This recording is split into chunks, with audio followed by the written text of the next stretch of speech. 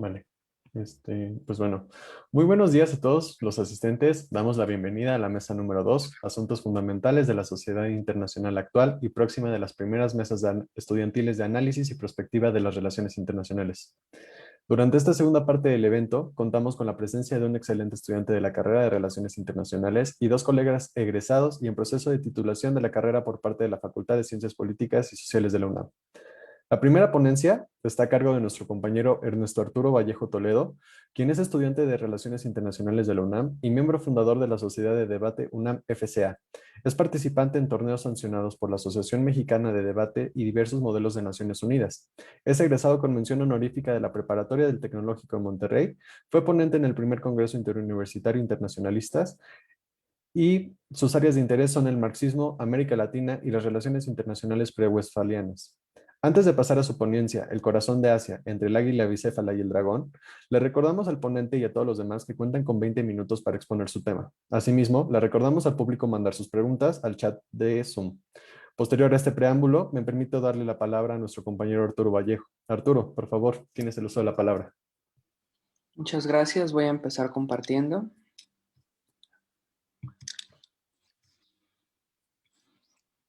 Listo, ahí se ve.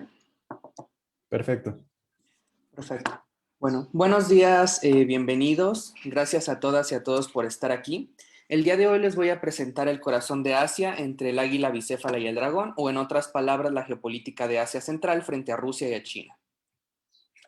Vamos a empezar definiendo Asia Central como un área geográfica sin acceso al mar, que tiene gran vastedad territorial, es un área de estepas, lo que le ha permitido tener cierto aislamiento frente a Europa y Asia, pero también lo ha configurado como una dicotomía de puente-barrera entre ambos continentes.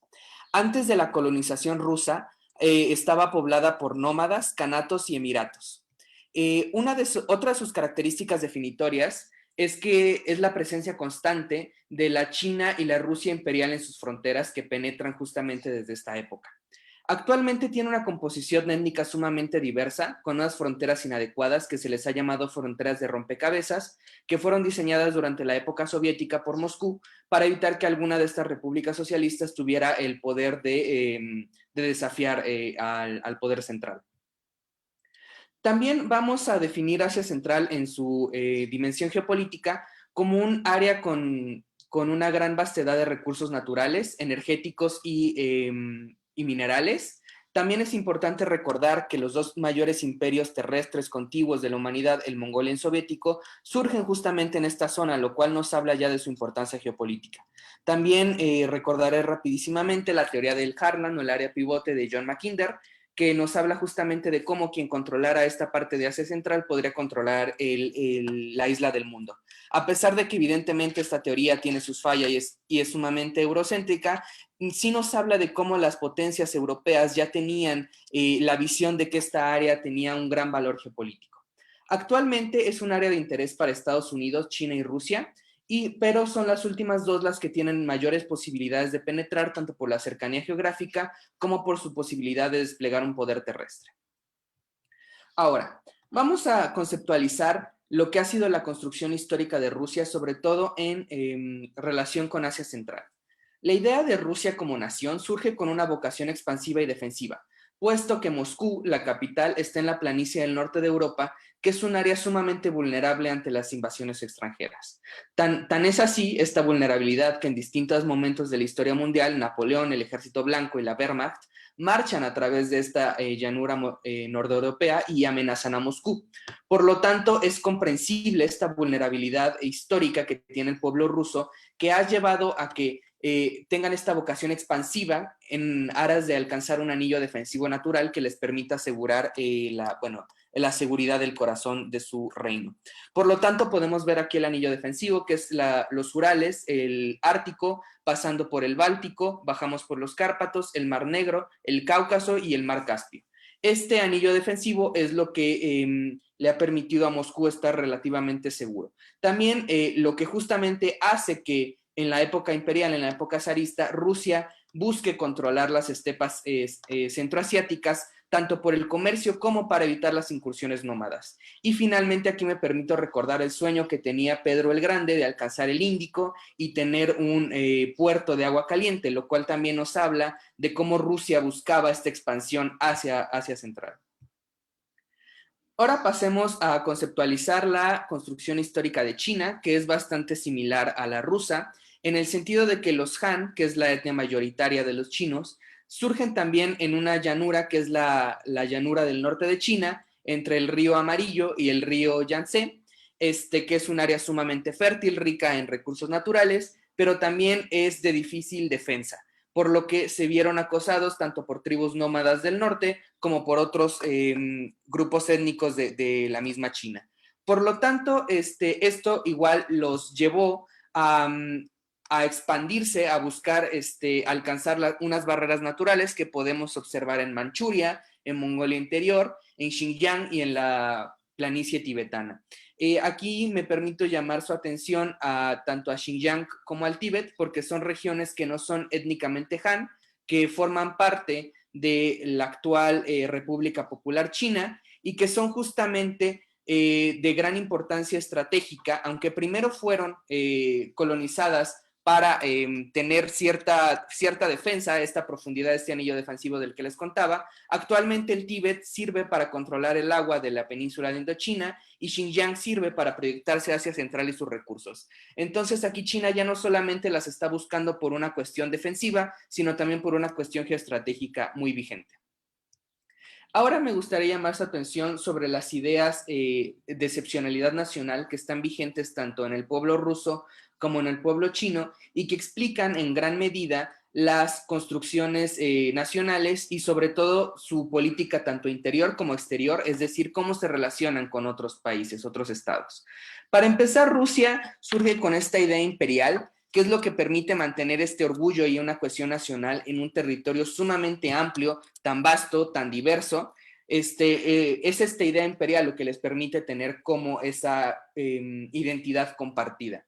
Sin embargo, en 1991, con la caída de la Unión Soviética, Moscú pierde aproximadamente el 23.5% de sus territorios, lo que llega a una necesidad de redefinir esta idea imperial.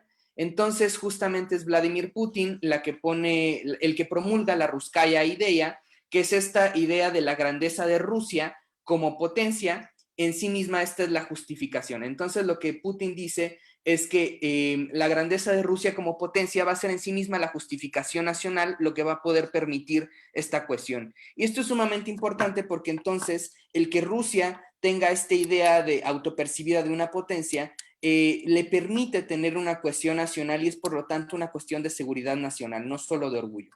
Por lo tanto, esto se refleja en Asia Central como el intento de establecer una Pax Rósica, el tener un reconocimiento y un respeto tanto de las repúblicas centroasiáticas como de las otras potencias que intenten penetrar en la zona.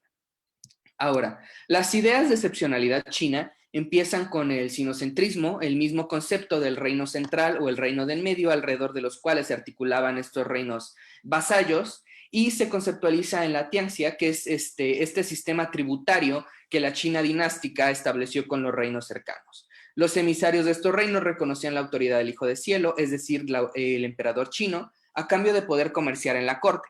A pesar de que la China dinástica no siempre tuvo un control militar o político directo sobre estos reinos vasallos, el que le rindieran tributo en estos eventos sí caló en la psique china y pues los hace conceptualizarse como el centro de un mundo, ¿no? Esta idea del sinocentrismo. Esto se refleja en Asia Central de la siguiente manera. Puesto que Xinjiang es parte de China desde la dinastía Ming, para la República Popular China esto implica que los Han, que como ya les mencioné es el grupo étnico mayoritario, tienen derecho sobre el territorio. Es decir, a pesar de que no es un territorio históricamente chino de los Han, tienen derecho a controlarlo a partir de esta idea del sinocentrismo y de la tianxia del que les estaba hablando. Ahora vamos a pasar a los intereses chinos y rusos en el área, es decir, en Asia Central, para poder conceptualizar cómo son estos intereses que chocan en la misma.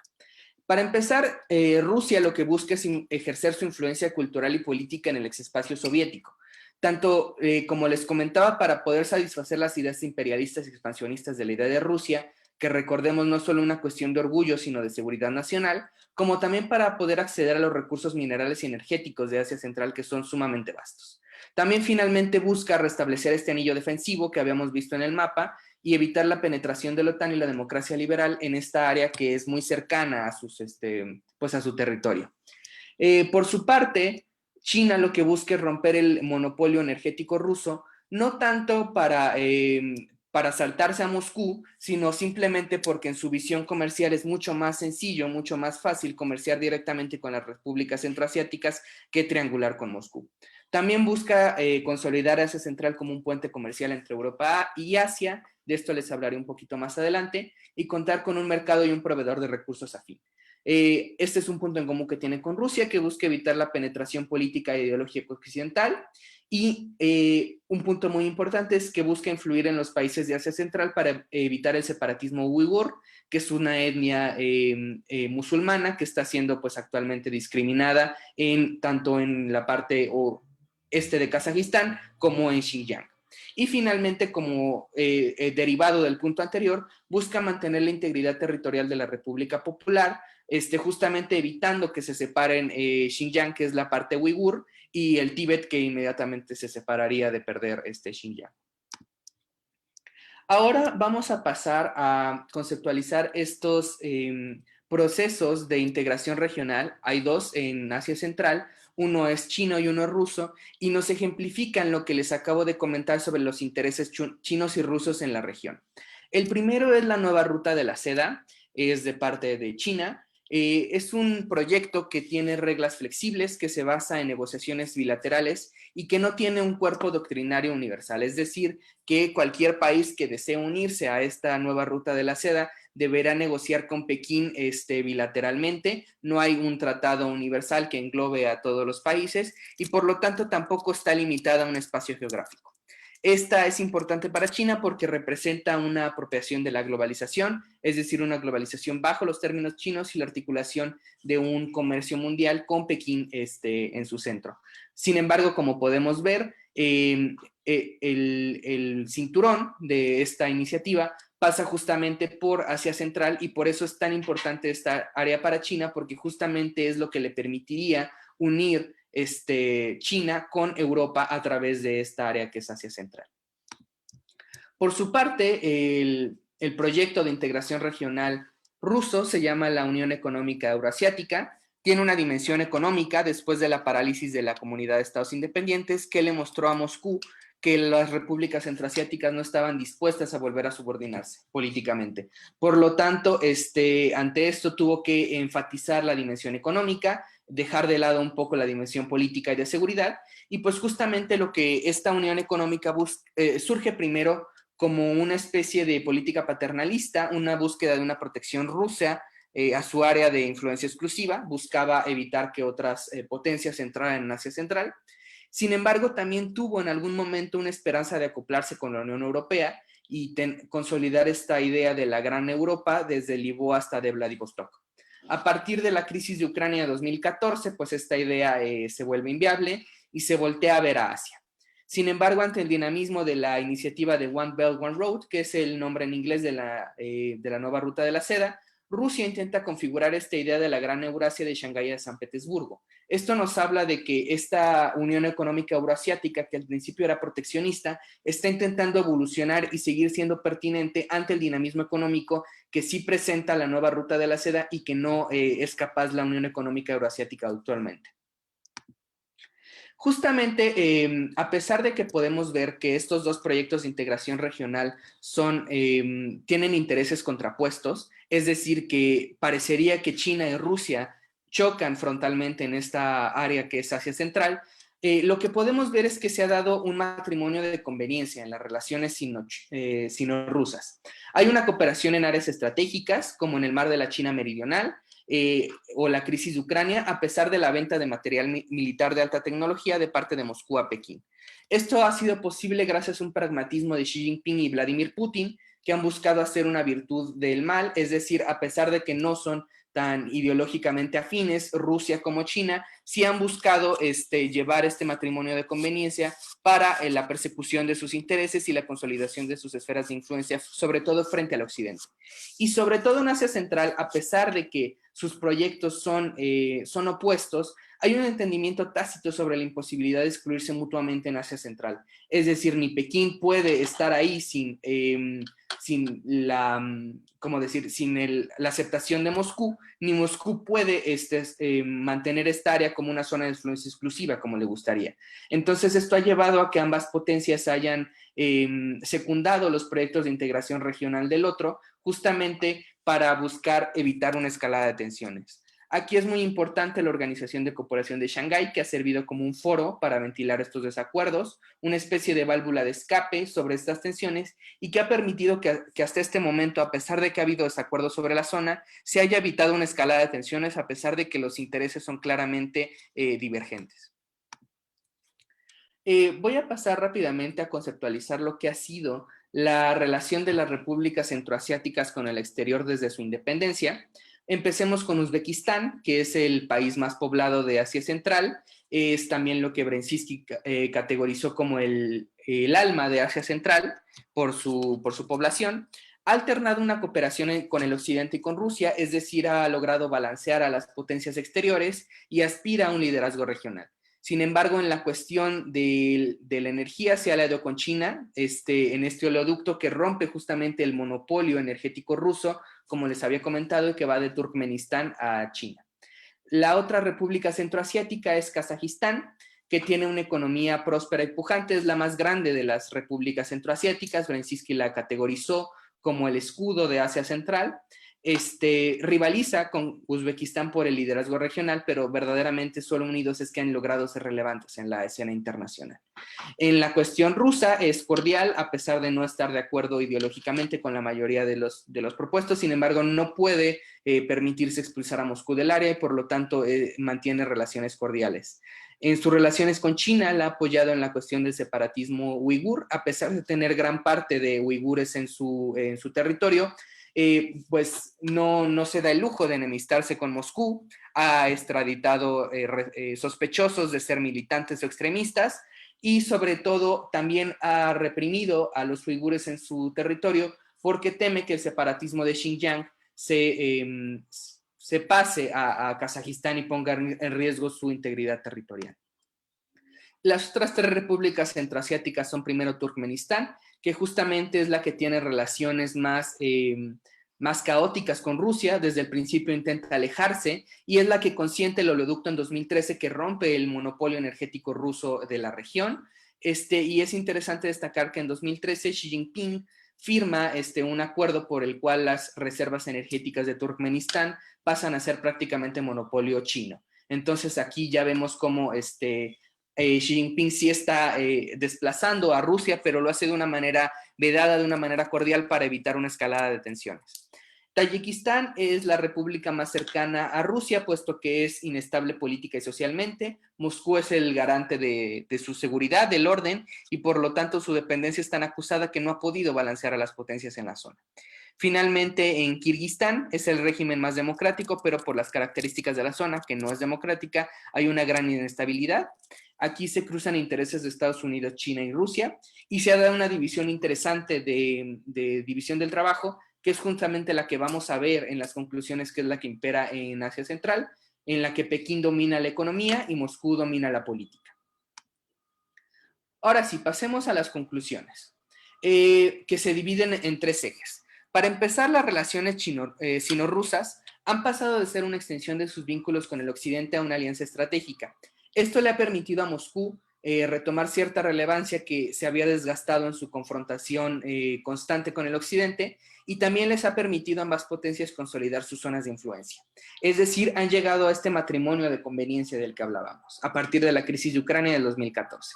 El segundo eje es el desequilibrio de poderes, en el que Moscú acepta que Pekín es el que tiene la primacía, siempre y cuando éste le muestre respeto y deferencia, porque como ya hablábamos, esta idea imperial, esta idea de Rusia como gran potencia, no solo cuestión de orgullo, sino también es cuestión de seguridad nacional.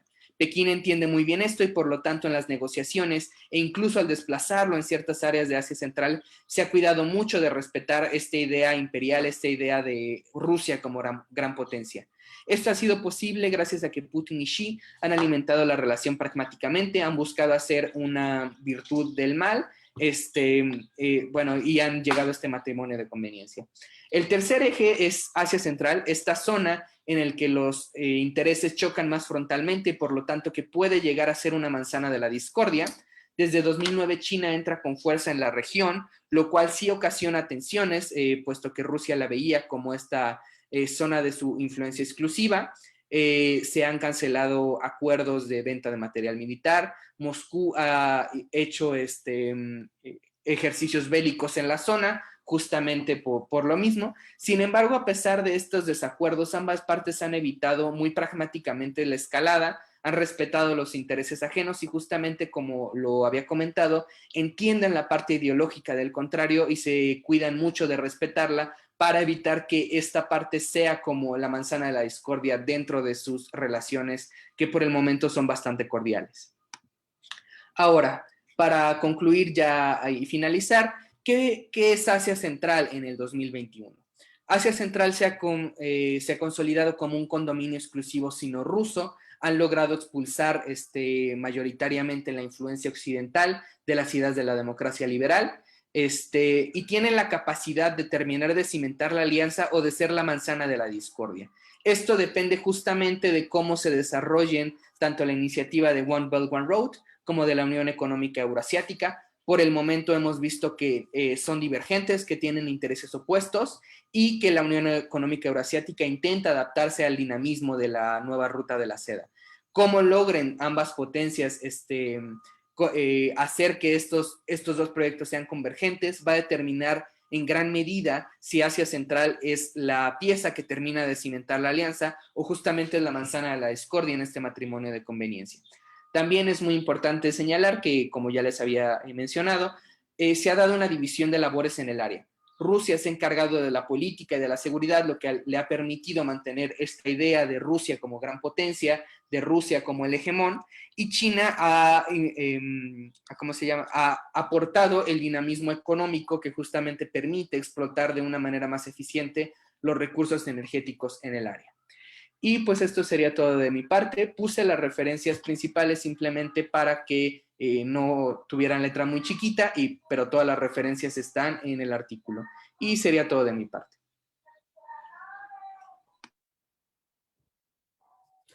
Le agradecemos su ponencia al compañero Arturo, la cual rescata el valor geopolítico de Asia Central para las potencias extranjeras, así como también para las potencias que habitan en la región y que explican en gran medida las ideas que sustentan las relaciones de estos países con otros, a partir de, por ejemplo, la influencia del sinocentrismo para el caso chino.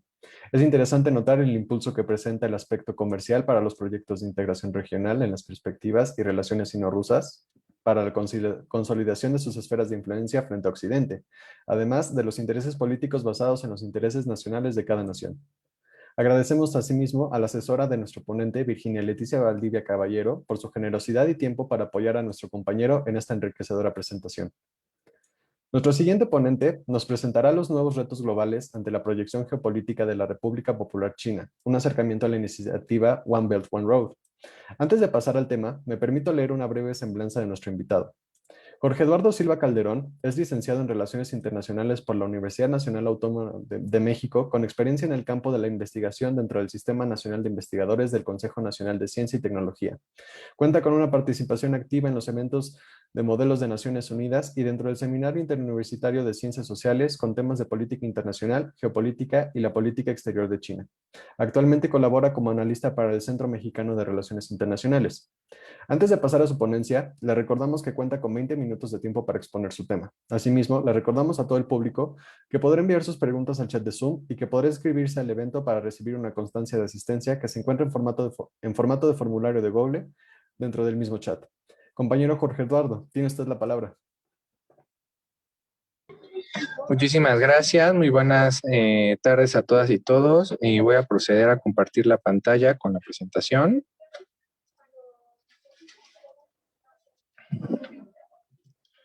Ok. Bueno, pues como bien se dijo, voy a presentar los nuevos retos globales de la proyección, ante la proyección geopolítica de la República Popular China a través de esta iniciativa.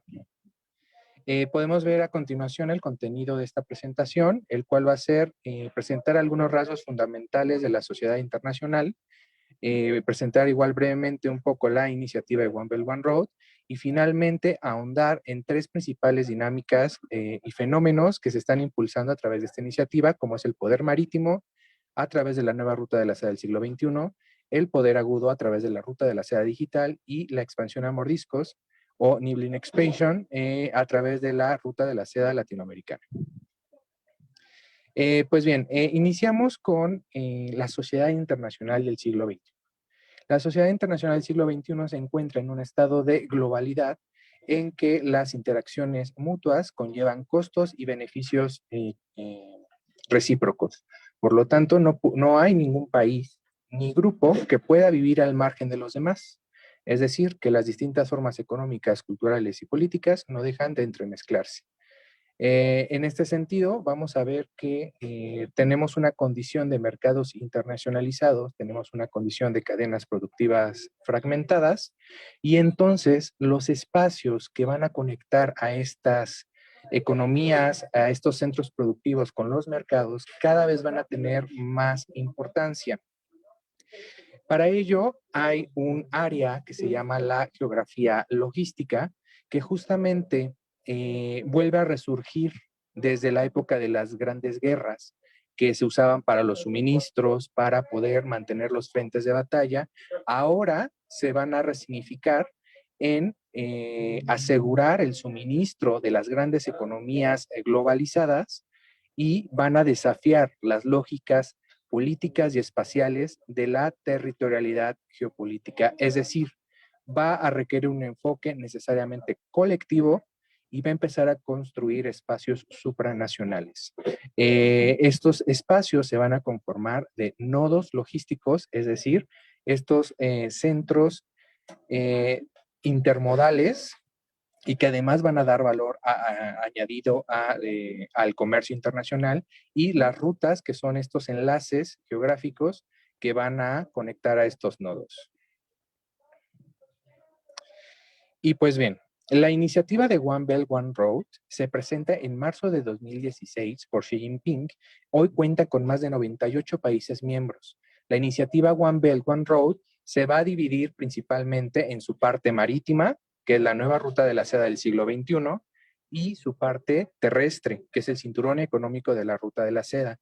Pero además vamos a estar viendo un fenómeno de diversificación de esta iniciativa de acuerdo a las temáticas o a los campos de cooperación que China va a estar diversificando, como la ruta de la seda polar, la ruta de la seda latinoamericana, la ruta de la seda digital, la ruta de la seda educativa, médica, etcétera. Entonces, esta iniciativa va a responder al principio del resurgimiento de China o el sueño chino de Xi Jinping y va a tener tres principales objetivos. El primero de ellos es generar un reequilibrio global de poder, no solo frente al status quo occidental de polos de poder como el estadounidense o el de la Unión Europea, sino incluso de manera institucional con el sistema de Bretton Woods. Va a empezar a crear instituciones paralelas que van también a funcionar como un elemento de poder suave para esta iniciativa.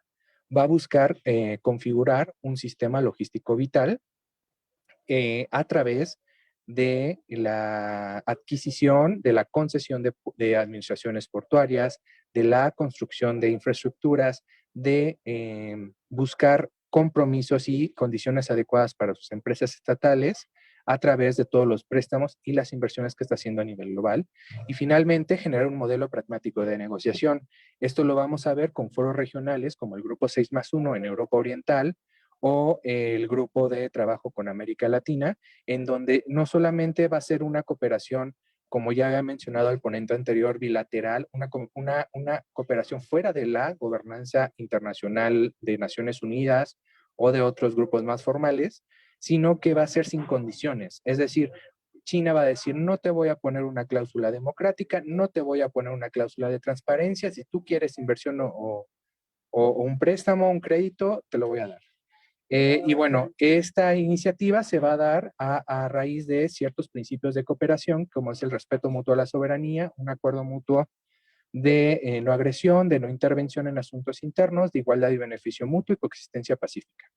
Entonces, esto va a ser atractivo porque va a ser la gran alternativa de muchos de los países que se encuentran en la periferia de las esferas de poder tradicionales.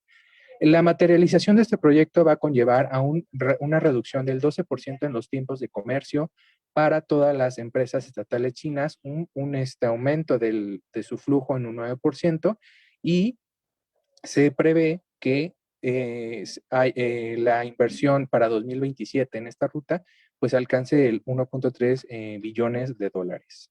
Entonces estamos viendo una importante inversión. Aquí podemos ver en este mapa cómo se va estructurando estos nodos logísticos y estas rutas que los conectan y cómo va a ir construyendo un sistema diversificado de rutas, viendo en este caso la ruta ártica, la ruta que pasa por el canal de Suez hacia Europa, pero vamos a ver que también se va a diversificar hacia América Latina, va a tener otras ramajes hacia África y al final de cuentas lo que está buscando es justamente tener esta diversidad o tener este abanico que le va a dar ventaja sobre otras economías que se encuentran más dependientes de un solo corredor comercial. Y pues bueno, el primer fenómeno que vamos a ver es esta categorización de poder marítimo que nos da el almirante Alfred Mahan, que justamente significa la capacidad de crear, desarrollar y defender los intereses marítimos de un país, tanto en paz como en conflictos.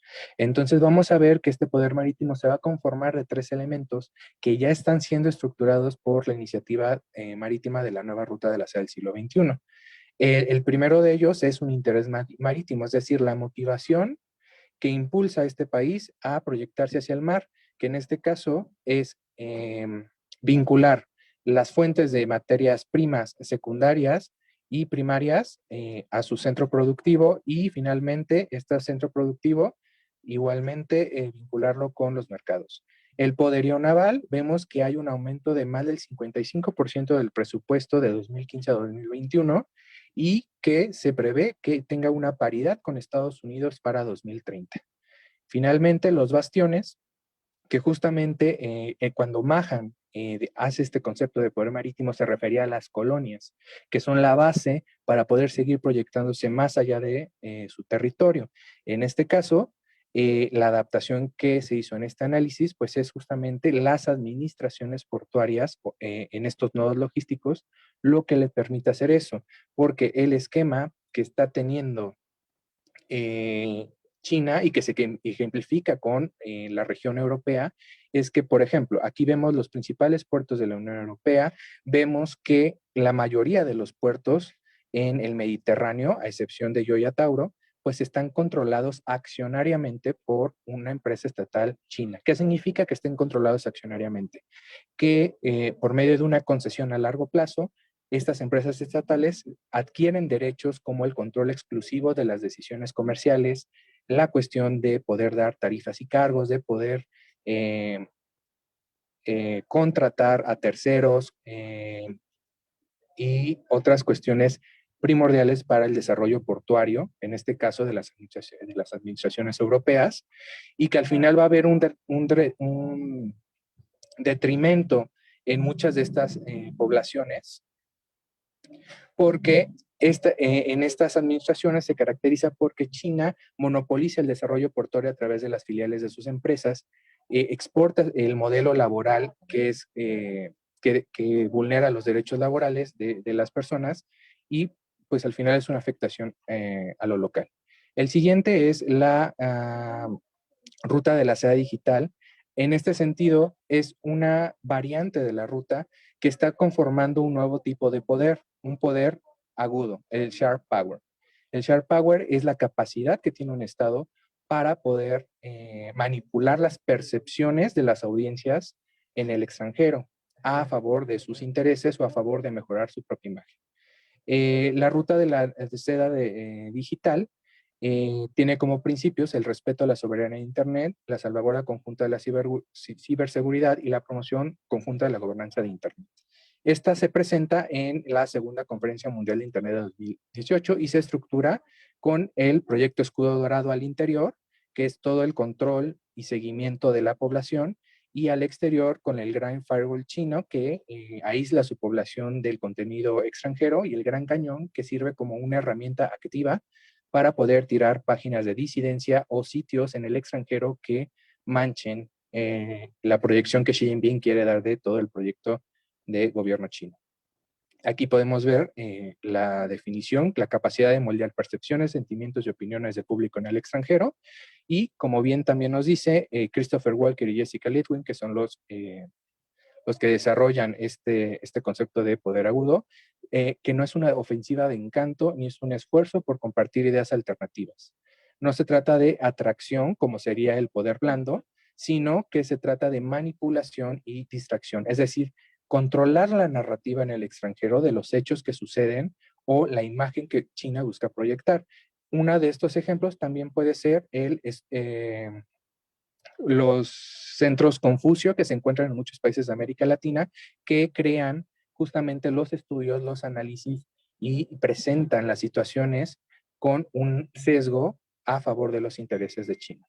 Y pues bueno, aquí podemos ver dos situaciones. La primera es que un estudio de conjunto con universidades estadounidenses y chinas muestran que la censura es efectiva en China porque ya ni siquiera hay un cuestionamiento por parte del público de buscar el acceso a la información en primer lugar, ¿sí? Y la situación que se está dando en África por parte de empresas tecnológicas como Huawei, que están exportando este modelo de blindar a la población del exterior y tener este fuerte control sobre la población. Y es un esquema que está llevando y está estas herramientas de supervisión y revisión a gobiernos como Zambia, Etiopía y Zimbabue, y que al final de cuentas está ya convirtiéndose en una fuente importante de ingresos para estas empresas del Estado. Finalmente, la Nibbling Expansion o la expansión a mordiscos es un tipo de forma de proyección a nivel global que justamente aprovecha estos nuevos tipos de poder, pero en las zonas periféricas a un determinado núcleo de poder para que no sean percibidas como amenaza y para evitar situaciones de conflicto y de confrontación. Es decir, China se va a acercar a los estados periféricos de los principales núcleos de poder. Va a acercarse a América Latina, va a acercarse a Europa del Este, va a acercarse a los países que apenas están en proceso de entrar a la Unión Europea, a países como África, sobre todo aprovechándose de la desilusión generalizada que hay en el proyecto neoliberal, es decir, todas esas contradicciones que buscan por los que los estados buscan una alternativa, las crisis económicas y las tensiones sociopolíticas, la falta de control y regulación de la inversión estatal en países receptores y los criterios rigurosos que las instituciones financieras internacionales están dando.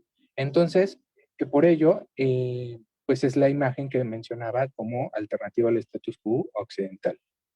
El ejemplo de esto es América Latina con su marco de cooperación 1+3+6, que es un plan a través de 3 motores principales en 6 campos críticos para las empresas estatales. Y lo que va a buscar es justamente, mediante un discurso de beneficios mutuos, detrás de ello está realmente articular América Latina como una región de fuentes de recursos de materias primas para sus empresas, mantener ese esquema extractivista de los proyectos y profundizar el endeudamiento y los compromisos financieros.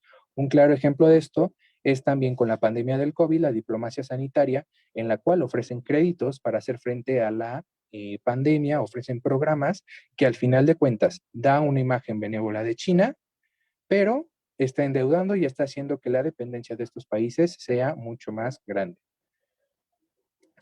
Por lo tanto, podemos llegar a las conclusiones que justamente este estado de globalidad está profundizando esta interdependencia y que al final estos espacios, estas nuevas formas de poder, estos nuevos canales para ejercer política exterior, se están materializando y están profundizando la influencia de China en nuevas zonas fuera de su región, fuera de Asia, y que la iniciativa de One Belt, One Road pues se va a instrumentar justamente en función de estos espacios logísticos, de vincular estos factores y consolidar un sistema logístico vital a nivel global. Finalmente, que la diversificación de los campos en que opera la iniciativa pues está propiciando nuevas dinámicas como es el Sharp Power, como es el poder marítimo, como es la expansión a mordiscos, que es un nuevo reto para el status quo occidental. Y pues finalmente con estas tres dinámicas de poder, con estas tres dinámicas de expansión extraterritorial, estamos viendo que One Belt, One Road ya va más allá de una mera propuesta comercial, sino que se está expandiendo a otros campos, se está expandiendo a otros espacios geográficos incluso, y está llegando a tener un alcance pues bastante importante a nivel global. Creo yo que el principal riesgo, la principal amenaza para el estatus quo occidental es que empiece China a securitizar los compromisos que están en el marco de esta iniciativa, porque al final de cuentas, al tener dependencia en un Estado, puede usar la renegociación o puede usar el ofrecimiento de capital para poder llevar lo que en un inicio eran compromisos comerciales a campos políticos de apoyo a alguna postura, incluso para presionar dentro de organismos como la Unión Europea. Por ejemplo, hoy tiene Grecia un importante capital chino y una importante influencia de estos empresarios que al final de cuentas podría usarse como moneda de cambio para ciertas posturas de Grecia ante la Unión Europea, ante la OTAN, etcétera. Entonces, a eso me refiero con la securitización de compromisos y creo que es el principal reto para que se va a dar en este siglo XXI. ¿Qué tanto China va a llevar estos compromisos de la iniciativa hacia, hacia otros campos mucho más duros? Entonces, eso es todo de mi parte. Agradecemos su ponencia al compañero que saca a la luz bastantes puntos interesantes respecto al papel que juega el megaproyecto chino Un Cinturón, una Ruta y el papel logístico que esta iniciativa juega para impulsar el proyecto nacional chino que responde al principio de resurgimiento chino de su presidente y que tiene por objetivo generar, entre otras cosas, un reequilibrio global de poder, la creación de un sistema logístico vital y crear un modelo pragmático de negociación. Asimismo, vale la pena destacar el papel de los intereses marítimos y poderío naval que impulsa la visión china. Pues recordemos, compañeros, que las grandes potencias chinas, perdón, que las grandes potencias a lo largo de la historia comparten la característica de su poderío naval. Finalmente, pero no menos importante, compañeros, es importante sacar a flote esta visión de seguridad basada en el comercio y que generalmente se basa en su poder suave, la diplomacia de deuda y el importante papel de la ruta de la SAE digital basada en el escudo dorado y el gran muro chino para moldear percepciones y narrativas al interior de China. El Seminario de Investigación de Relaciones Internacionales agradece al asesor del ponente, Cesarí Irwin Rico Becerra, por su excepcional apoyo al ponente. Queremos recordarle a todos nuestros invitados que pueden mandar todas sus preguntas en el chat y registrar su asistencia en el formulario de Google para obtener su constancia para quienes asistan a 2 de 3 meses.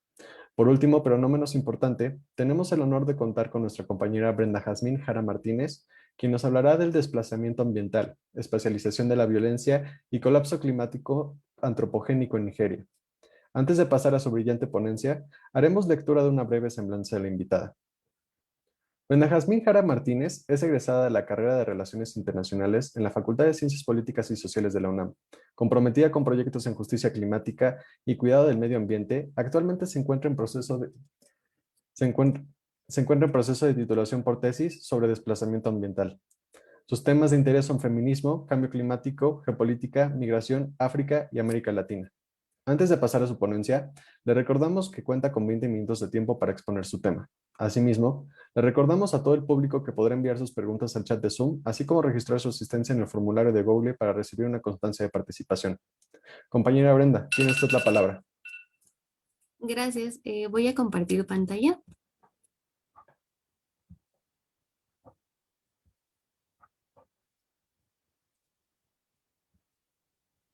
Creo que ya se ve, ¿verdad? Listo. Sí. Ok.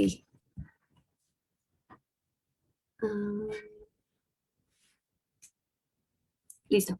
Bueno, buenos días a todas y todos los que nos acompañan el día de hoy. pues agradezco al Seminario de Relaciones Internacionales que nos dio la oportunidad de presentar pues nuestras investigaciones, inquietudes y en general temas de gran interés para nosotras y nosotros. Y sobre todo agradezco al profesor Alonso Cruz González por haberme brindado una asesoría excelente para el desarrollo de esta presentación y posteriormente para el desarrollo de mi artículo académico. Como ya se mencionó, mi presentación se titula Desplazamiento ambiental, la espacialización de la violencia y el colapso climático antropogénico en la cuenca del lago Chad, en Nigeria. Y bueno, ahora sobre el contenido de esta presentación.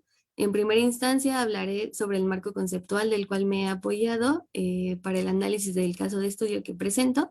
Posteriormente contextualizaré qué está pasando en Nigeria con ayuda de los 4 puntos de fragilidad climática obtenidos del resultado de un estudio por parte de la escritora Yanani Vivekanda en colaboración con Adelphi. Adelphi es un think tank que reúne a un grupo de expertos independientes en consultoría sobre políticas públicas, clima, medio ambiente y también desarrollo. Todo esto para establecer un marco de referencia para el análisis entre la interacción de la violencia y el colapso climático. Finalmente, hablaré sobre los desplazados ambientales y su situación en Nigeria para dar paso a mis reflexiones finales. Primero, creo importante hablar sobre el concepto de colapso. Para esto me he puesto parte del análisis que realiza el autor Carlos Taibo alrededor de este concepto. Así, pues después de analizar varios conceptos, bueno, varias definiciones sobre el concepto de colapso, concluye que el colapso tiene profundas alteraciones en lo que se refiere a la satisfacción de las necesidades básicas y también en resumen, la quiebra también de ideologías legitimadoras y de muchos de los mecanismos de comunicación de un orden antecesor. Conforme a estos elementos, pude definir lo que implica el colapso climático antropogénico para mi presentación y para mi investigación. Entonces, se puede definir como un momento de las condiciones de degradación y ruptura ambientales a consecuencia de las actividades económicas dentro de un sistema capitalista, el cual ocasiona un colapso de las formas de reproducción material humanas.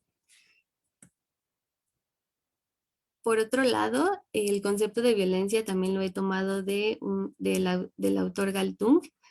Este entiende la violencia como la evitable reducción de la realización humana con una interpretación abierta de lo que esto podría significar en varias culturas, en varios puntos del espacio geográfico y en varios puntos también del tiempo histórico. Asimismo, he tomado del autor Fabián González la definición de los 3 tipos de violencia que a su consideración permiten que la violencia per se pueda apropiar de un territorio, es decir, se pueda espacializar. Primero se encuentra la violencia estructural. Esta es entendida como la utilización de los medios coercitivos para la subordinación de una clase por otra con la finalidad de obtener una ganancia. Por otra parte, se encuentra la violencia simbólica, que tiene como finalidad impactar en la corporalidad social, construyendo discursos para justificar y legitimar el ejercicio del poder, todo esto también bajo una lógica capitalista de acumulación infinita. Por último, se encuentra la violencia directa, la cual se refiere a la ejercida física e ideológicamente por estos agentes sociales e institucionales. Por último, presento qué es una persona por motivos ambientales, definida por la Organización Internacional de las Migraciones. Aquí son entendidas como aquellas personas o grupos de personas que en razón de un cambio repentino o progresivo en su medio ambiente, pues se ven obligadas y obligados a abandonar el lugar habitual de residencia y optan por hacerlo ya sea temporal o permanentemente y desplazarse también dentro o fuera del mismo país. Y solo como referencia, también contemplo el concepto de gran seguridad, por sus siglas en inglés HUGE, que pues esta contempla tanto a la seguridad humana como de género y la ambiental, dando un marco de referencia más amplio para casos de estudio como el que hoy presento, donde la seguridad humana también es vista con temas de género y también ambientales. Ahora, para adentrarme en el caso de estudio, cabría preguntarnos, ¿no? ¿Qué pasa en Nigeria?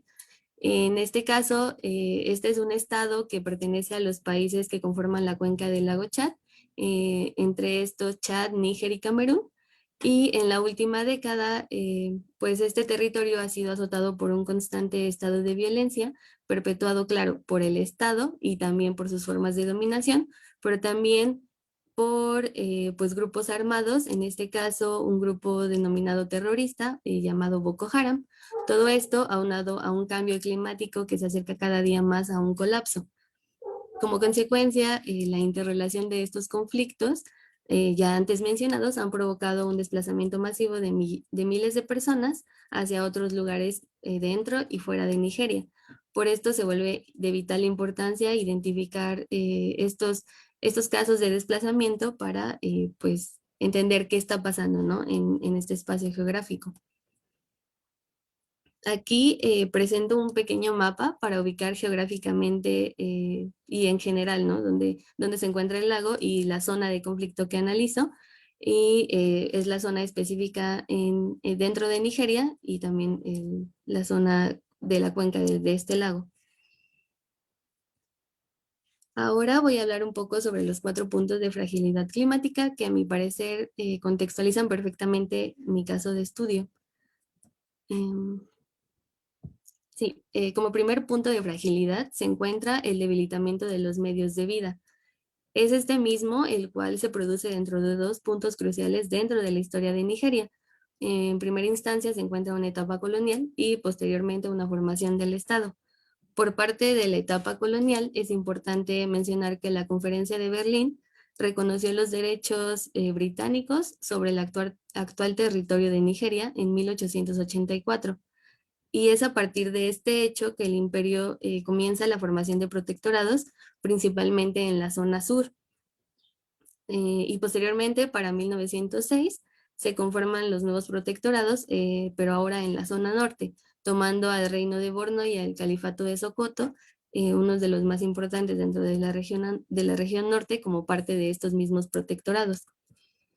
Cabe destacar que los británicos, tras la conquista de este norte de Nigeria, se cuidaron mucho de interferir en las estructuras sociales, en la religión y también en la cultura de esta región, aunque también lograron introducir cambios significativos en términos de política, judiciales y también culturales. Entonces, podemos decir que el imperio logra la implementación de una política y un discurso de no mestización, lo que lograría configurar una diferenciación grande entre sur y norte. Por parte de la conformación del Estado, desde la conformación de la República Federal de Nigeria en 1960, pues este territorio sufrió un común atravesamiento de fronteras políticas sobre diversas formas de vida y también de sentir y pensar. Se crea una constitución y esta constitución establece un gobierno federal como fórmula para acomodar diversos intereses existentes en esta región, principalmente de 3 regiones y grupos socioculturales. En el norte se encontraba una mayoría musulmana y dominada por grupos socioculturales como Hausa y Fulani. Había un oeste dominado por los Yoruba y un este dominado por los Igbo, pero también esto se encontraba aunado a un sur que claramente se adhería a los nuevos intereses postcoloniales, respaldado, claro, por la antigua potencia gobernante. Así, pues, bajo una ideología occidental, el sur comienza a insertarse dentro de una nueva dinámica mundial, mientras el resto del espacio político, pues, se transforma en una gran periferia que por medio del despojo, pues, se ve pauperizada, violentada y obviamente despojada para satisfacer las nuevas necesidades de un Estado y de ciertas élites ubicadas en el sur. Es decir, podemos hablar de que una violencia estructural y simbólica implantadas desde una colonia se condensan y pues sí, se materializan en un espacio apto para su propia reproducción. Por todo esto, podemos decir que la nueva Nigeria, pese a su gran diversidad, se transforma y se divide, se convierte en un espacio dividido en 2. Por un lado se encuentra un sur de carácter cristiano, de habla inglesa, que se inserta a una nueva dinámica mundial, que toma como principal recurso económico la explotación del petróleo y por último se convierte también en un centro de poder frente a un norte que es pobre, donde coexisten diversas lenguas, entre estas el árabe, diversas religiones, entre ellas el Islam, y donde pues un despojo se materializa. En consecuencia, pues se estima que más de la mitad de la población vive con menos de $2 al día y las disparidades económicas entre el norte y el resto del país son muy notorias. Por ejemplo, en el norte de Nigeria, un 72% de la población vive en la pobreza frente a un 27% en la zona sur. Como segundo punto de fragilidad se contempla el conflicto por los recursos. En este sentido, se pueden identificar 3 tipos de conflictos que también se interrelacionan entre ellos. Primeramente, el cambio climático. En este sentido, la degradación del lago Chad pues, se ha dado de manera progresiva. Se ha reducido en más de un 90% a partir de 1963 como resultado de un uso excesivo del agua, de una sequía prolongada y también pues, de varios impactos del cambio climático. Por otro lado, la superficie del lago ha pasado de 26.000 kilómetros cuadrados en 1963 a menos de 1.500 en la actualidad. Ante esto, la reducción pues también se ha denominado un desastre ecológico porque no solo se destruyen los medios de subsistencia de las personas que viven alrededor del lago, sino que implica una pérdida grande de biodiversidad. Y es dentro de este contexto que, por ejemplo, la economía basada en la agricultura presenta un papel fundamental en la degradación ambiental, porque pues el diseño de sistemas de riego, por ejemplo, para aumentar la capacidad productiva de la región en cuanto a la agricultura, pues ha provocado una extracción de miles de litros de agua, pero sin embargo el nivel del agua de este lago pues es demasiado bajo en la actualidad para que los sistemas de riego obtengan los resultados esperados. Entonces, pues en lugar de aumentar esta producción agrícola de la región, pues ha disminuido. Por otro lado, los conflictos entre pastores y agricultores representan un punto focal también en este caso de estudio, porque como consecuencia de esta degradación ambiental alrededor del lago, pues el conflicto se ve impulsado primordialmente en la competencia por los recursos, particularmente por los alimentos y el agua. Por su parte, hay pastores migratorios pertenecientes al grupo Fulani que están siendo empujados cada vez más hacia el sur en búsqueda de tierras para que su ganado paste. Y también hay grupos de agricultores que se ven desplazados en búsquedas de tierra donde cultivar. Esto, pues una de las principales causas de que se dé esto es la desertificación, que reduce estas tierras fértiles alrededor del lago y entonces provoca toda esta escalonada de conflictos. Como tercer punto, se encuentra el reclutamiento por grupos armados y también por Boko Haram.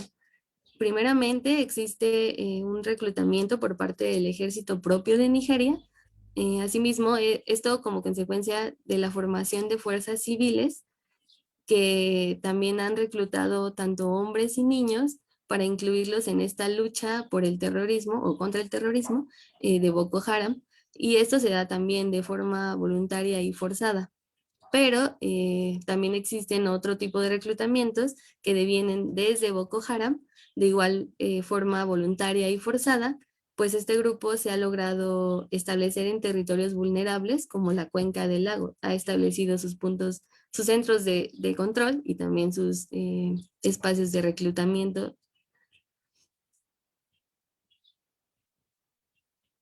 Entonces, como último punto y relacionado totalmente con el anterior, se encuentra la respuesta sobre militarizada y sobre este punto hay 2 factores que yo creo que lo condensan porque pues dentro de todo el territorio, sobre todo en comunidades hacia el sur o cercanas a este sur, se ha creado una campaña de desradicalización, la cual consiste en el análisis y también en la detención de personas que huyen del conflicto en esta zona norte.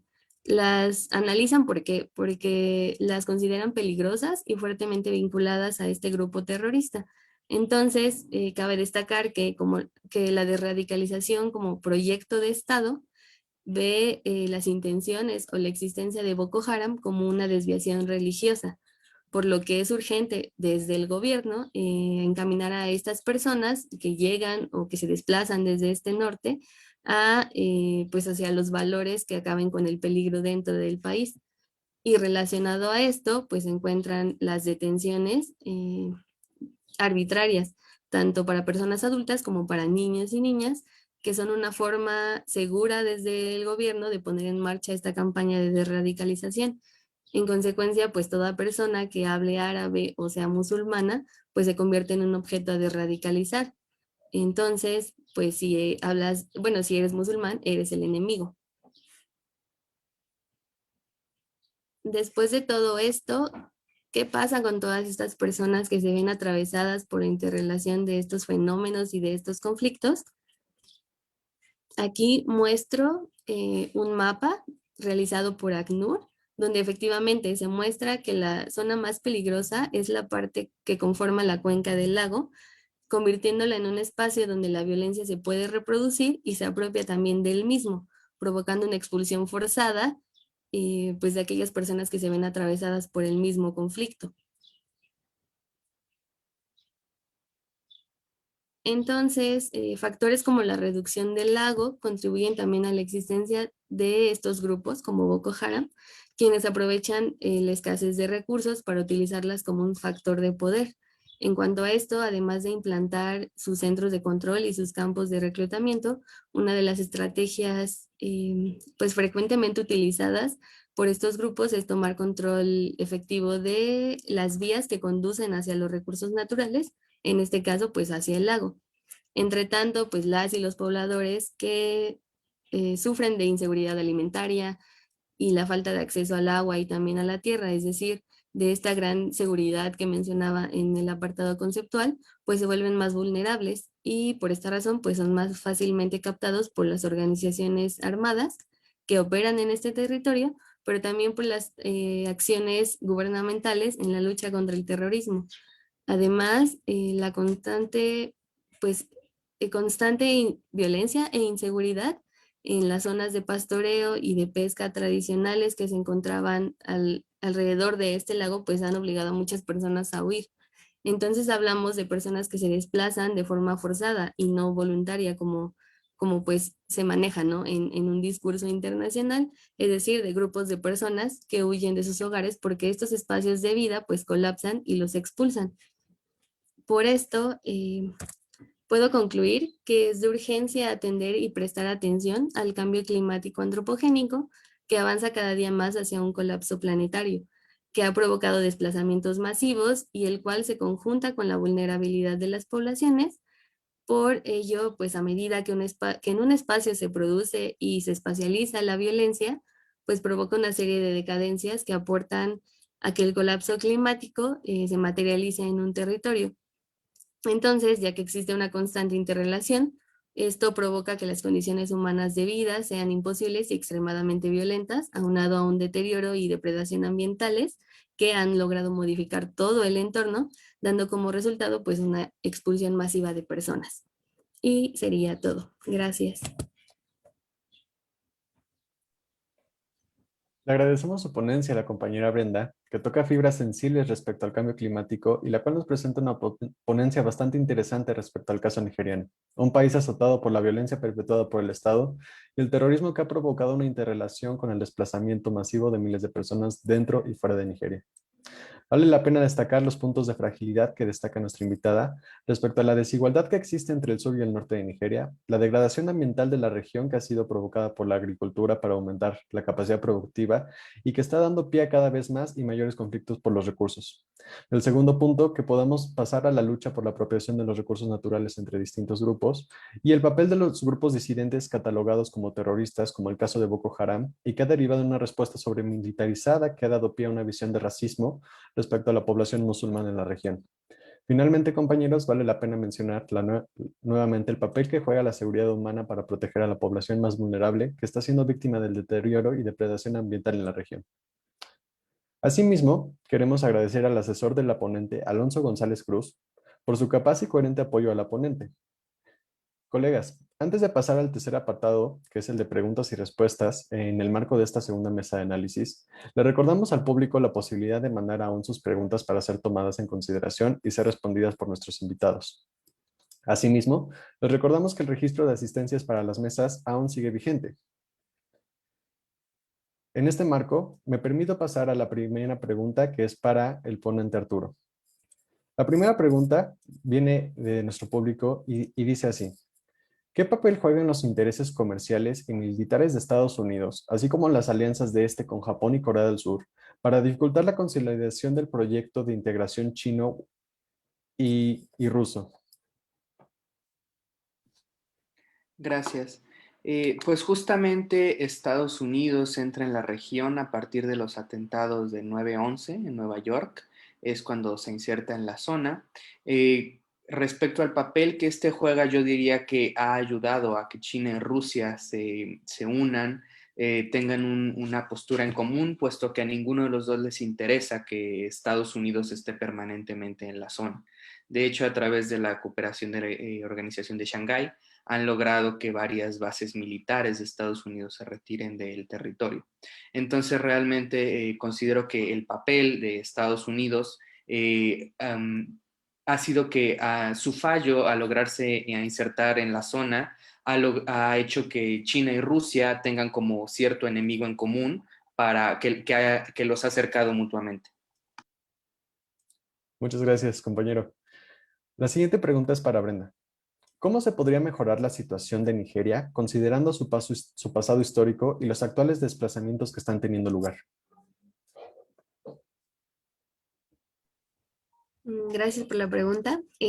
Pues yo creo que en primera instancia sería eh, pues saber, ¿no? Que esto deviene de una implantación colonial, o sea, que no ha pasado de la nada y que el desplazamiento de las personas pues no viene solamente de la violencia que podría provocar un grupo terrorista, ¿no? Que deviene de otros factores como pues este proyecto, ¿no? De Estado que yo creo que se implanta en un momento donde pues no puede cercar a varias poblaciones de la nada bajo una idea o bajo fronteras políticas, ¿no?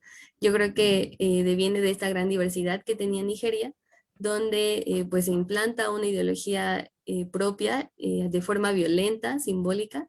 Entonces, sí, yo creo que o sea, la serie de soluciones no creo que sean totalizadoras, sino especificar de dónde vienen, ¿no? Los problemas para poder actuar. Yo creo que también en cuanto a la justicia climática dentro de esta región que colinda el lago, es importante tomarla en cuenta porque el acceso al agua se está acabando, ¿no? Entonces estas personas viven de ese acceso a este lago, vivían, y yo creo que también considerar solo ayudarlas, ¿no? Y desplazarlas hacia otro punto, yo creo que está mal, sino pues ver qué está pasando con el lago y qué acciones se pueden tomar o llevar a cabo para que las personas pues no tengan que salir, o si tienen que salir, pues que salgan con una calidad de vida pues mejor, ¿no? Que se contemple que tienen derechos y que tienen ciertas necesidades que tienen que ser atendidas y no solamente moverlos por moverlos, ¿no? Yo creo que sería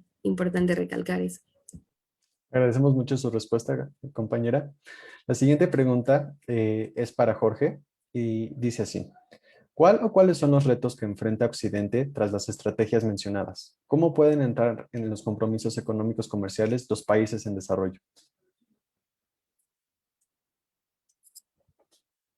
Muchas gracias por la pregunta. Bueno, los principales, justamente el principal reto para Occidente es que Occidente sigue en una visión muy tradicional de seguridad. Entonces, estos nuevos esquemas de inversión, por ejemplo, que al final de cuentas es una proyección de los intereses nacionales chinos, para Occidente es inversión extranjera y es desarrollo y es fomentar la construcción de un puerto, por ejemplo. Pero ¿qué hay detrás de esa inversión? ¿Qué hay detrás de esos compromisos, de esas cláusulas? Y es justamente lo que no se percibe en los regímenes occidentales. Y es justamente estos nuevos canales donde China está entrando.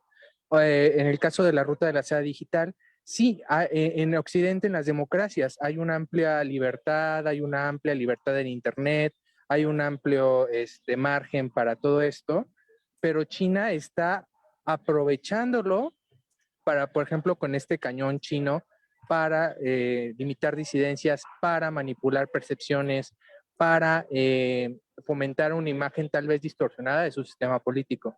Entonces, ese es el principal reto para Occidente, cómo está aprovechando los regímenes, cómo está aprovechando los canales que Occidente ve incluso como benéficos, pero que al final de cuentas los está sumiendo cada vez más en este juego de intereses, en este juego de dependencia con China. Y finalmente, ¿cómo entran los países en vías de desarrollo? Pues justamente por su necesidad que muchas veces tienen de recursos del Estado por sus crisis económicas, sus crisis políticas o sociales. En África vemos que es atractivo para muchos de estos países en los que la democracia o la libertad tal vez no es tan desarrollada, que está buscando que Huawei les lleve todos esos modelos de control de redes, de control de contenidos, de control del ciberespacio en general. Y vemos que, por ejemplo, las adquisiciones portuarias que revisamos en Europa, pues se dieron a raíz de crisis económicas. La concesión del puerto del Pireo, por ejemplo, en Grecia, se dio por las repercusiones y la necesidad del Estado griego por la crisis de 2009. Entonces estamos viendo que es muy atractivo para los estados en desarrollo, porque aparte China se está pintando como la alternativa a Estados Unidos, o la alternativa al Banco Mundial, o la alternativa al Fondo Monetario Internacional, porque son bajos intereses, porque no hay cláusulas democráticas, porque no hay cláusulas de transparencia. Entonces es una inversión abierta, es una inversión que al final de cuentas es libre para que los estados lo manejen sin necesidad de tener controles, sin necesidad de estos mecanismos, y que al final China los va a cobrar con las renegociaciones, con la derivación de acuerdos que ya van más allá de lo comercial o presiones políticas. Agradecemos mucho su respuesta, compañero Jorge. La siguiente pregunta es para nuestra invitada Brenda, de parte de Daniel. Dice así: a partir de tu caso de estudio, ¿qué tan importante es vincular las diferentes violencias emanadas del Estado, los grupos armados y el colapso climático al momento de hacer el análisis? ¿Alguna es mucho más significativa para el desplazamiento humano? Gracias por la pregunta. Pues yo creo que ninguna es más importante, o sea, se trata de un tema multicausal. No solo es hablar de los desplazados que salen de sus hogares o que tienen que huir de sus hogares por una violencia, ¿no? Por un grupo terrorista, sino hablar que todas estas violencias pues se conjuntan, ¿no? Y forman una sola que logra y que también se conjunta con un colapso climático que hace que las personas salgan. O sea, no es solo una causa que obliga a esas personas a huir, sino que es multicausal y yo creo que ese es ahí el punto focal, que ninguna es más importante que otra, sino que estas mismas se apoyan, ¿no? Y logran espacializarse para que pues se cree un ambiente inhumano donde pues ya no sea factible la vida, ¿no? Donde ya no puedas vivir, donde ya tus medios de subsistencia se vean atravesados y colapsados y pues tengas que salir, ¿no? Y apoyarte pues de otros medios para salir, ¿no? De esa violencia en general, o sea, una violencia per se. Yo creo que sería todo. Agradecemos mucho su respuesta, compañera Brenda. La siguiente pregunta es para nuestro invitado Arturo Vallejo, que dice así: ¿podría ser la posesión de armamento nuclear una de las razones para que Rusia y China opten por una comunicación cordial? Sí, efectivamente es una de las razones que los acerca, sin embargo, no es la más importante, porque lo mismo puede decirse de Rusia y el Occidente, y sin embargo vemos que las relaciones no han sido cordiales a partir de 2014. Entonces, realmente no consideraría que es el factor más importante, aunque efectivamente sí es uno de los factores. Considero que tiene más bien que ver con que hay cierta afinidad ideológica de las ideas imperiales tiene también que ver con el pragmatismo de los líderes que han decidido llegar a este matrimonio de conveniencia, y finalmente a un sentimiento de que ambos han sido vejados por el occidente, ¿no? China tiene esta narrativa de los 100 años de humillación, y Rusia también tiene una narrativa de cómo la implosión de la Unión Soviética hizo que el occidente se aprovechara de ello en su momento más débil. Entonces, creo que más bien tiene que ver estos factores a este matrimonio de conveniencia. Muchas gracias, compañero Arturo. La siguiente pregunta es para nuestro compañero Jorge, que dice así: ¿cuál o cuáles son los retos que enfrenta Occidente tras las estrategias mencionadas? ¿Cómo pueden entrar en los compromisos económicos comerciales países en desarrollo? No, disculpen. Una equivocación. Leí la misma pregunta. Sí, La es siguiente, lo que acabas de mencionar. sí, así es. La siguiente pregunta es para Jorge, de parte de la maestra Ana Laura, y viene así. China, que a lo largo de los años se ha dotado de las capacidades y medios para emprender proyectos como los mencionados, que suponen escenarios complejos para las siguientes décadas, ¿cuáles son sus apreciaciones en el escenario internacional al respecto de las aspiraciones del posicionamiento geopolítico chino?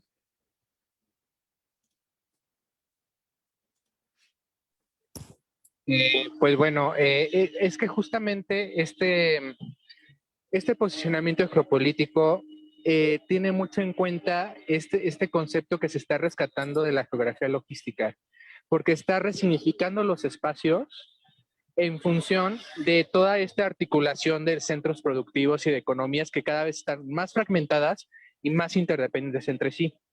Entonces, en ese sentido, pues creo que hay una clara conciencia dentro de esta iniciativa comercial de las categorías, de las regiones geopolíticas, de los medios en los cuales se pretende implementar y estructurar esta iniciativa como es One Belt, One Road.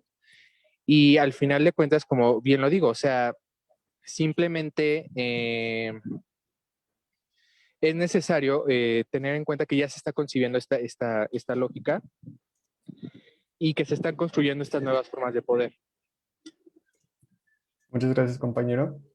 La siguiente pregunta es para Brenda, que dice así: ¿cómo darle mayor importancia al cambio climático si muchas veces se superpone el ámbito económico que sigue creando disparidades entre la sociedad de Nigeria?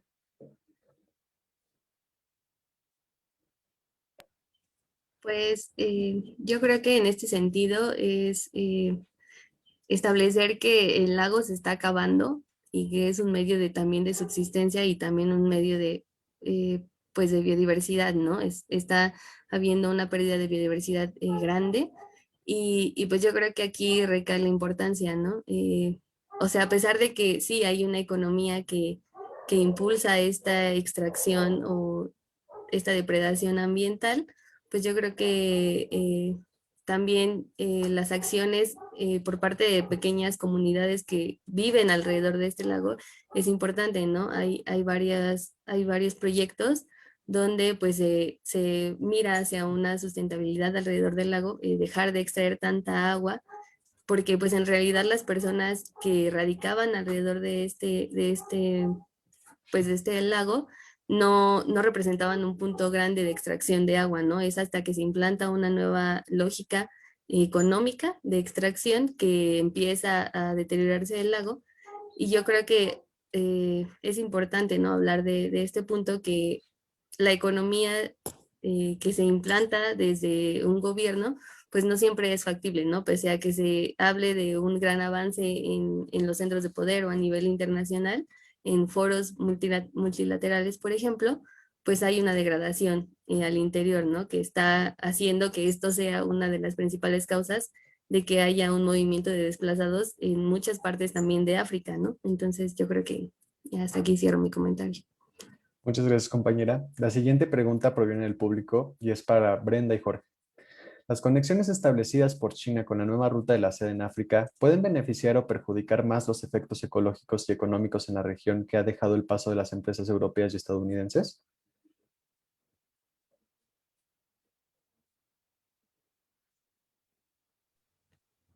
Bueno, yo, Pueden pueden ponerse de acuerdo si gustan, sí, compañeros, para responder la pregunta.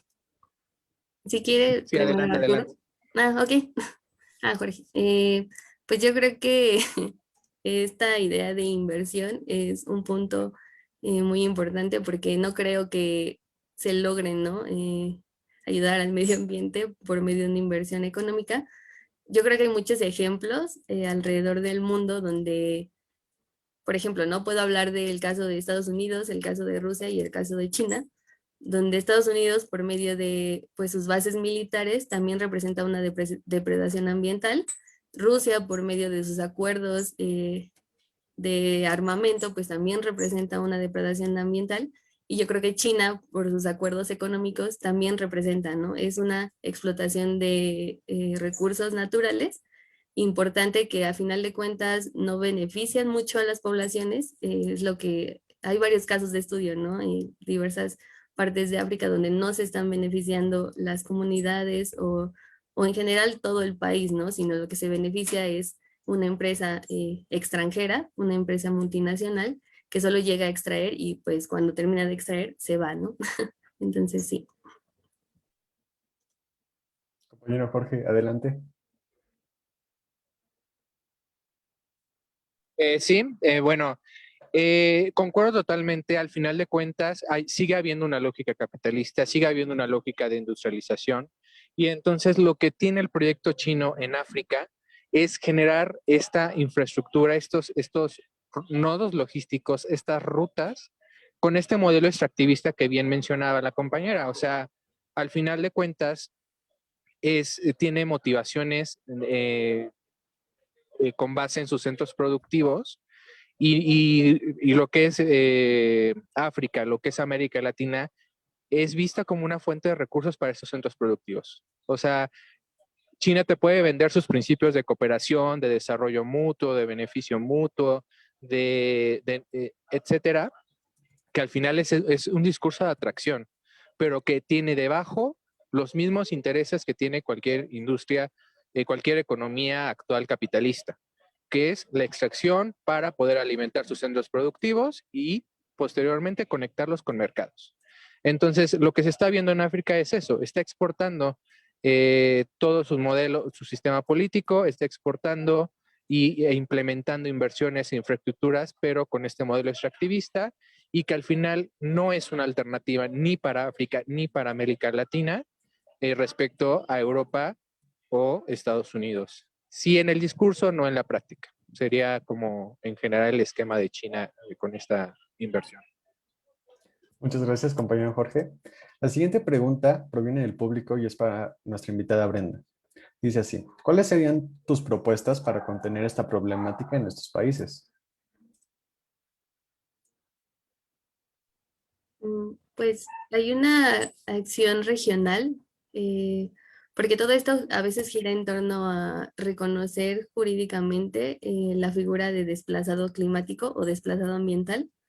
Entonces hay una acción regional en África que ha impulsado, ¿no? El reconocimiento de estos desplazados ambientales, pero yo creo que no se quedaría solamente en reconocer esta figura, sino se quedaría como en reconocer las causas, ¿no? Del desplazamiento, pero también, pues, todas estas acciones, ¿no? Que se pueden llevar a cabo para mejorar la calidad de vida de las personas y que no tengan que huir, ¿no? Y también reconocer que los proyectos gubernamentales o estas ideologías de Estado pues están mal, ¿no? Que no solamente es contener la violencia por, por discursos, ¿no? En este caso, por ejemplo, este discurso discriminatorio hacia las poblaciones musulmanas, sino contener la violencia de todos lados, ¿no?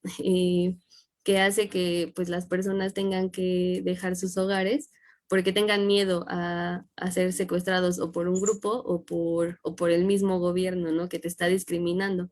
Entonces, yo creo que es reconocer que pues también los proyectos de Estado violentan, que hay muchas cosas que tenemos que deconstruir, ¿no? En este ser, ¿no? De las poblaciones. Entonces, sí, hasta ahí dejaría mi comentario.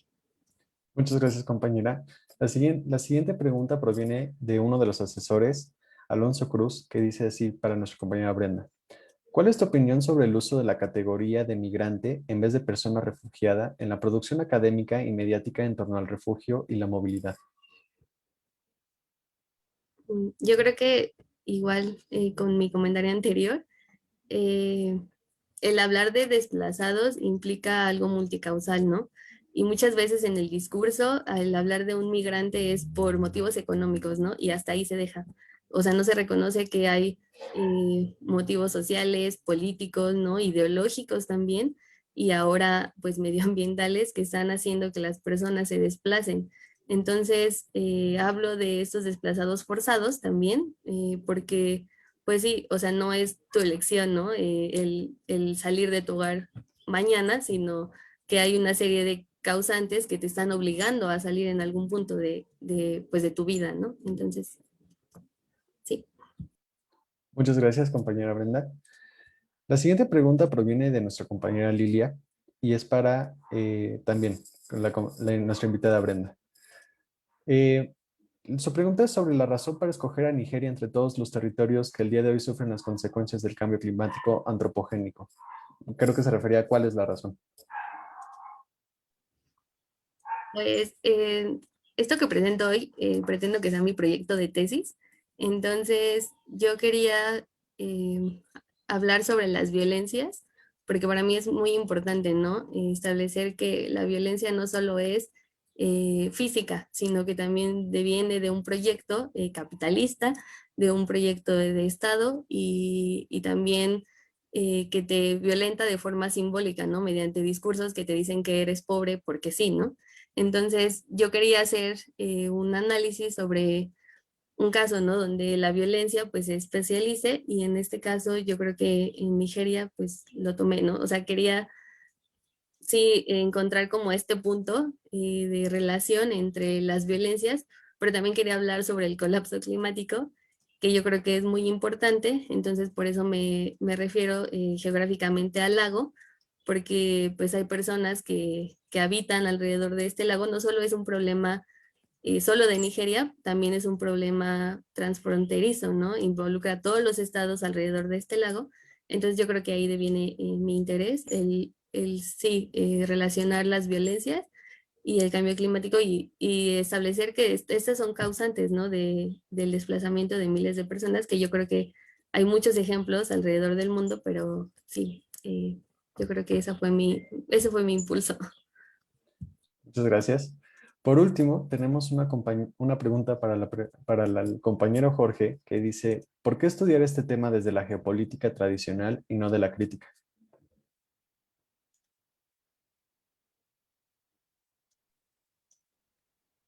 Sí, bueno, gracias.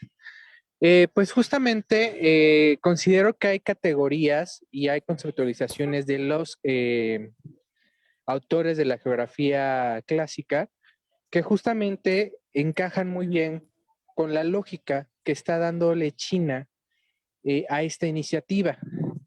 Un esquema muy importante que justamente hace Mackinder con su esquema de la isla mundial, que son estas regiones geopolíticas en función de cuál es su medio geográfico predominante, que muchos la conocemos, que es el pivote, en el caso del área mayoritariamente territorial, el creciente interno, que es todo el área peninsular, la península de Europa, de Asia, de Medio Oriente, y el creciente externo, que es toda el área marítima.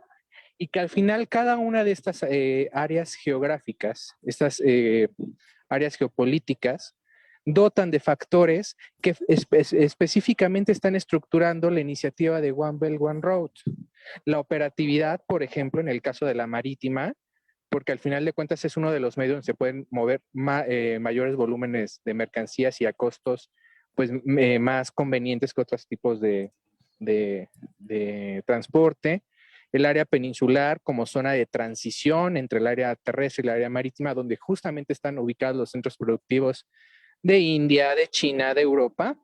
Y finalmente, pues esta área pivote, que es donde se encuentran concentrados los recursos.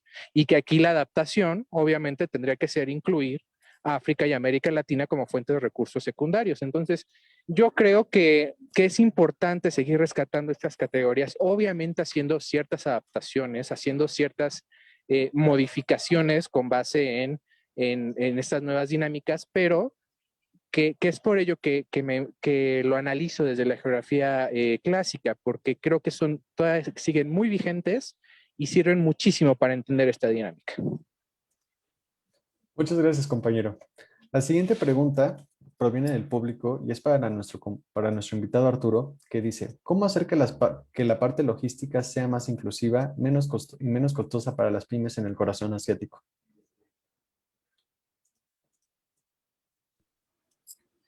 Pues justamente como lo había mencionado, la cuestión económica en Asia Central pasa directamente por China. China es la que se ha encargado de explotar estas reservas naturales energéticas en el corazón. En la cuestión de las pymes, realmente no creo que China esté especialmente interesado en que se desarrollen ahí, porque lo que ha hecho, por ejemplo, en Turkmenistán, ha sido establecer un monopolio. Entonces, considero que realmente no hay posibilidad para que las pymes se instalen fácilmente en el corazón asiático, a menos de que sea por la cuestión del occidente, de Estados Unidos, lo cual también veo improbable porque China y Rusia se han enfocado en evitar que pueda penetrar de manera correcta esta área.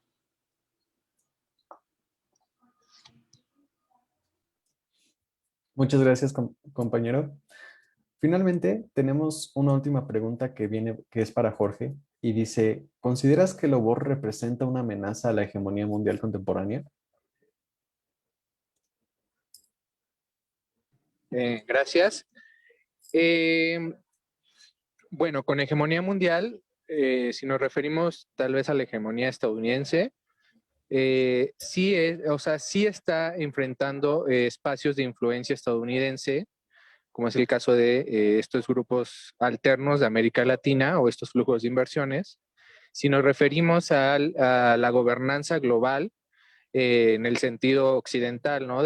Incluso de Naciones Unidas, pues también está dándole algunos retos, está dándole retos porque está creando foros alternos, foros mucho más pragmáticos, foros donde, como les decía, no hay clausulados de democracia ni de transparencia, que al final incluso se puede cuestionar estas cláusulas como una forma de neoimperialismo, porque al final de cuentas está imponiendo estándares o está condicionando ciertos apoyos o cierta cooperación con estas estándares de democracia, estándares de gobernanza, ¿no? Pero bueno, eso ya sería tema de otra investigación. Pero sí, creo que está haciendo frente a estos regímenes occidentales, está haciendo frente también a polos de poder como el polo de poder de la Unión Europea, el polo de poder estadounidense, y como les presenté, incluso ya en elementos de poder duro, como es la capacidad de su flota naval, pues ya está proyectada para superar a la de Estados Unidos. Entonces, aquí la situación es que está llevando de la par el desarrollo discursivo, el desarrollo comercial y el desarrollo militar. Y justamente esa paridad que está tratando de tener en su desarrollo es justamente lo que va a conllevar más retos y una mayor competencia con pues esta hegemonía, ¿no? Si se podría llamar de una forma. Muchas gracias, compañero Jorge. Y bueno, compañeros, en el marco de la mesa número 2, Asuntos Fundamentales de la Sociedad Internacional Actual y próxima de las mesas estudiantiles de análisis y perspectiva de las relaciones internacionales, el Seminario de Investigación de Relaciones Internacionales agradece la presencia de nuestros invitados Arturo Vallejo, Jorge Eduardo y Brenda Jazmín, así como a sus asesores que hicieron este evento posible: Virginia Valdivia Caballero, Irwin Rico Becerra y Alonso Cruz González. Agradecemos al Seminario de Relaciones Internacionales y al doctor Edmundo Hernández Vela por acoger este espacio de apertura para nuestros compañeros estudiantes. Asimismo, agradecemos a la Facultad de Ciencias Políticas de la UNAM y a las Facultades de Estudios Superiores por la facilitación de este mismo evento. Queremos comentarles a nuestro público que pasaremos a un descanso de 2 horas. Por favor, estén atentos e ingresen con el mismo link de la sesión para la tercera parte de este magno evento que se llevará a cabo de 3 a 5 de la tarde. Agradecemos generosamente su tiempo. Muchas gracias. Gracias. Muchas gracias. Gracias. Gracias a todos.